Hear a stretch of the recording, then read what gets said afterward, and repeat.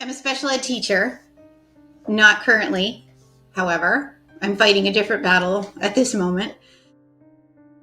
I am also a therapeutic riding instructor, and I teach individuals with special needs, whether cognitive or physical, how to ride horses. And I absolutely love it.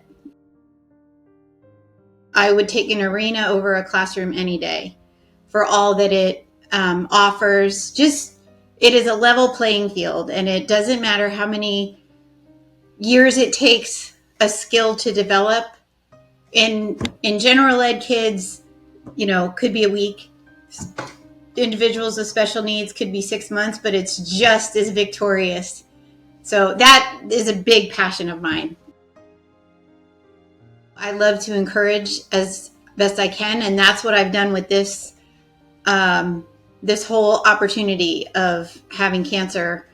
I've just taken it and have encouraged others with, no matter what you're facing, it's your mindset that's going to make the difference. My name is Kim. I was diagnosed May 27th, 2025 with pancreatic cancer, and I live in Florida.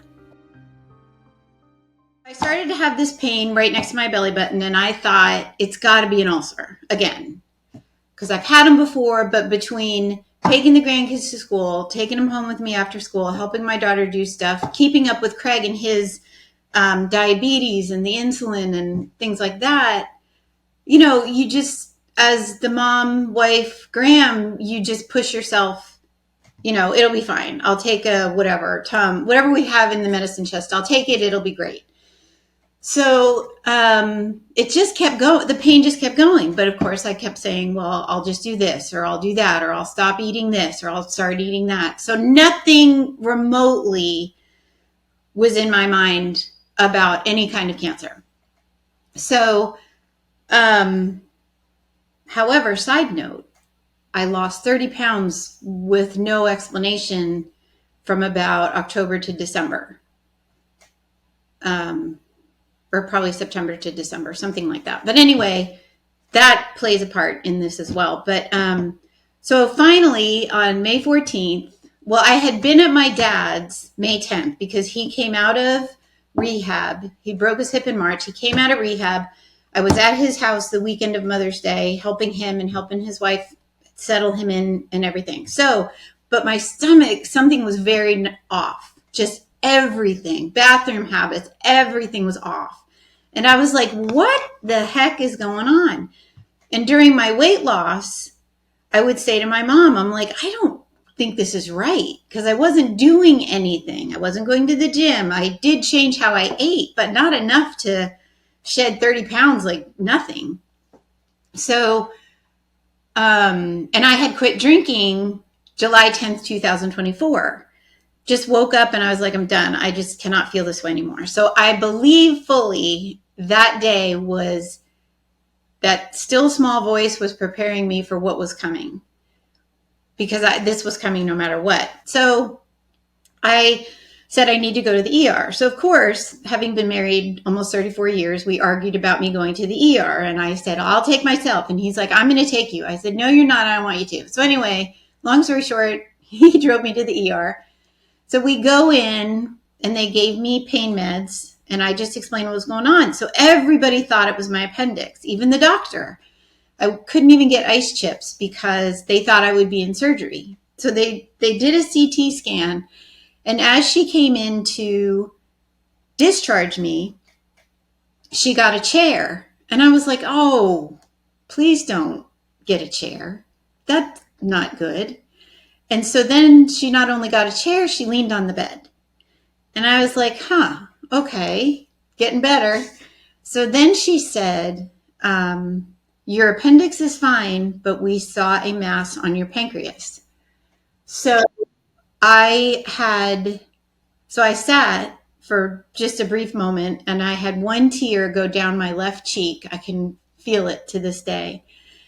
And I looked at my husband, and then I said, all right, what do we do? What's next? So that was the day I heard the words mass and pancreas in the same sentence. The day after I was at the ER, I called my primary, who I actually wasn't supposed to see till July, just as a new patient, well patient, keep my prescriptions going kind of thing. And I told her, the person who answered the phone, I said, okay, here's the deal. I'm not supposed to see the doctor until July because I am a new patient and all these. I said, but let me tell you what happened last night. So I explained the night before, and she said, I'm typing it in just as you're telling me. I don't know what they're going to do with it. I said, okay. So later that morning, probably a couple hours later, I get a phone call from that office saying, can you be here on May 21st? I said, absolutely. So we go, and poor guy, he was so nice. And he goes, what brings you in? I said, well, there's a mass on my pancreas. I said, honestly, I'm just supposed to be a new patient. This is not supposed to be part of the plan. So he said, okay, the first thing we're going to do is we're going to order a CA19-9 cancer blood test. I said, okay, no problem. So he did it. And then, so the blood test was done, and now everything happened so fast. So he did a CEA, and then he did a CA19-9. So the CEA, my CEA result was just about normal. So we were like, great, that's wonderful. So the whole purpose was to find if cancer was present, if this mass was indeed something cancerous. So then I, hours later, get the results for the CA19-9. Now the normal range is 34 and below. That's what you want. Mine was 359.6. So now we know cancer is present. So before I left his office, and those results came the night of the 21st. However, before I left his office on the afternoon of the 21st, he said, I'm going to have you see an oncologist. Walk up to the front with me. We're doing a stat referral immediately. When the doctor was standing at the foot of the bed and I asked him, is it cancer? And he said, yes. So my husband was sitting to my right and I was in the bed, and I never in a million years thought I would ever hear the words, it is cancer, and it was my cancer. And I never gave my pancreas a second thought. In fact, my husband's pancreas doesn't even work. That's the only introduction I had to it. So that's why he's insulin dependent and all the things that he has. And I went through a period of time before this all happened. And this is where I learned the difference between gratitude and pride. Because I used to say, oh, I'm so grateful. All I take is a thyroid pill and a water pill. And that wasn't gratitude. That was pride. Because I looked at the handful he would take in the morning and the handful he would take in the afternoon. And then I heard, I have cancer. And I honestly, my first emotional response to that was buckle down and, okay, God, this is uncharted territory. I'm going on blind faith. Let's do it.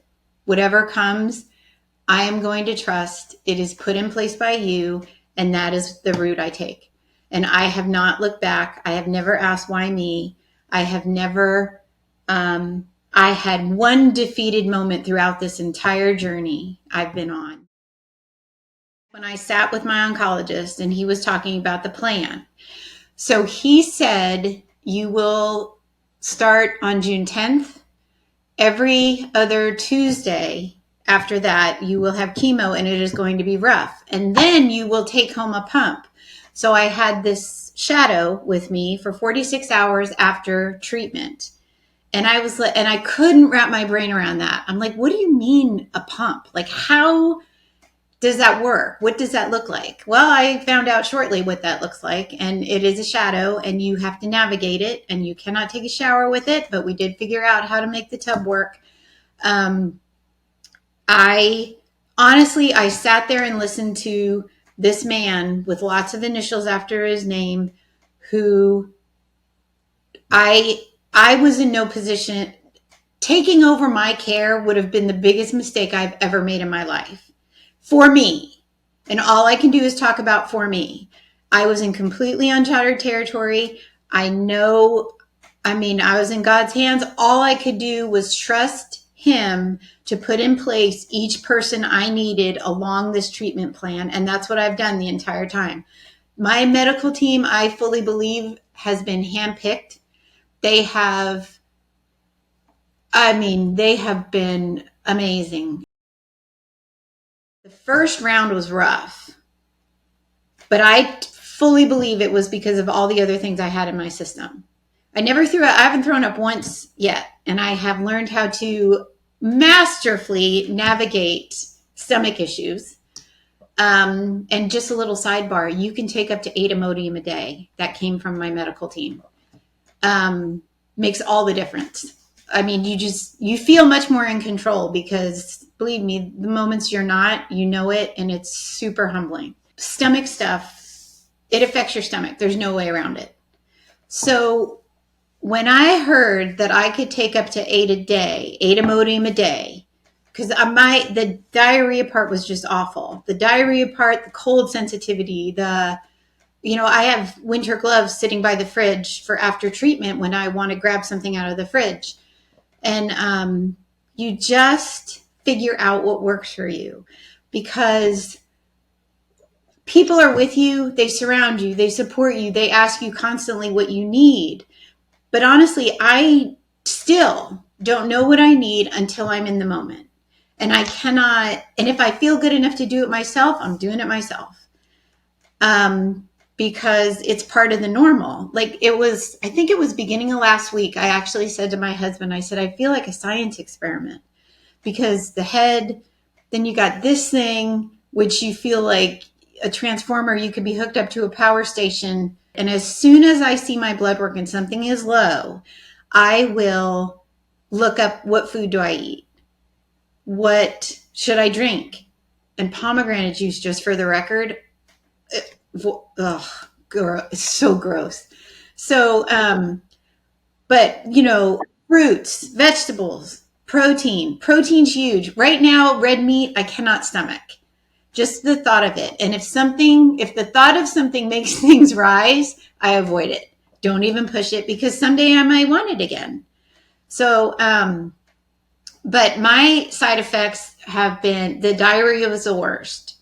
And there were some days, and this is total transparency, there were some days when I made it to the tub, started the water, and just let it happen, because there's nothing I could do, because there is a point where your mind wants something to happen and your body's like, well, that's real nice and everything, but here's what's actually going to happen. And then you deal with it. And then you're like, this is my life right now. But in this life, we're going to have trouble. And it's all in how you deal with it. It's a hiccup. These moments of making a mess, these moments of, I can't eat that. These moments of, I can't go out. I can't go to the grocery store. I can't go to church. I can't, because the risk is too great for what is waiting.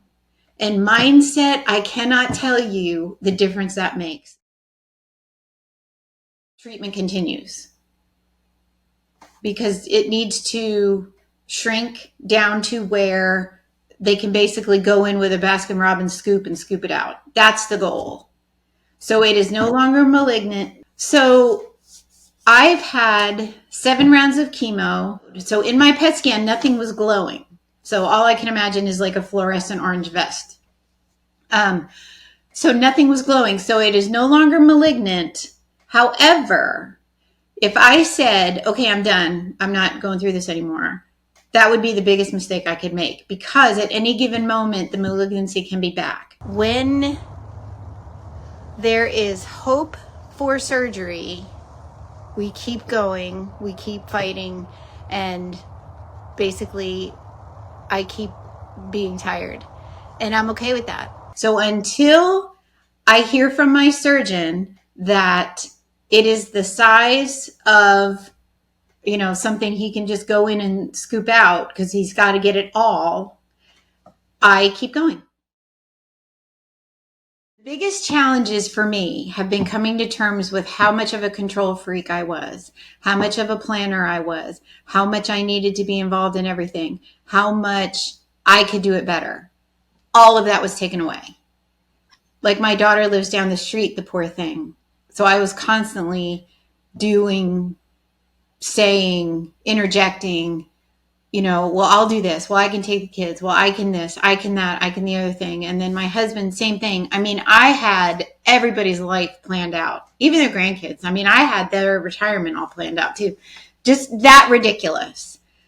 And apparently, smaller lessons along my life did not teach me you're not in control like this has.